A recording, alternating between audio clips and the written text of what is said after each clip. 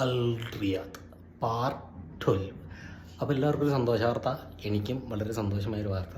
വേറൊന്നുമല്ല, എനിക്ക് എങ്ങനെ ഈ രാജ്യത്ത് വണ്ടി ഓടിക്കാനുള്ള ലൈസൻസ് കിട്ടി, അപ്പോൾ അതൊന്ന് പറയുക എന്നുള്ള കാര്യത്തിലായിരുന്നു. വേറൊന്നുമല്ല, എൻ്റെ അക്കൗണ്ടിൽ എനിക്ക് വേണ്ടപ്പെട്ട കുറേ ആൾക്കാർ എൻ്റെ അടുത്ത് മെസ്സേജ് അയക്കാറുണ്ട്, ഇല്ലെങ്കിൽ ആ വീഡിയോ കമൻറ്റ് ചെയ്യണം, നിനക്ക് പണിക്ക് പോകാറായില്ലടാ എന്ന് ചോദിച്ചോണ്ട്.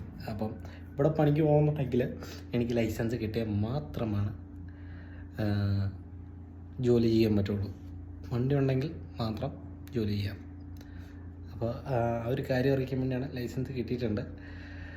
അപ്പോൾ ഇനി തൊട്ട് ഒരു 2 ദിവസം കഴിഞ്ഞിട്ടുണ്ടെങ്കിൽ വണ്ടിയും കാര്യം നമ്മുടെ വീട്ടിലേക്ക് സെറ്റായി കിട്ടും. അപ്പോൾ അങ്ങനെ ഞാൻ പണിക്ക് പോവുകയാണ്. ഇനിയിപ്പോൾ ആരും ചോദിക്കരുത്.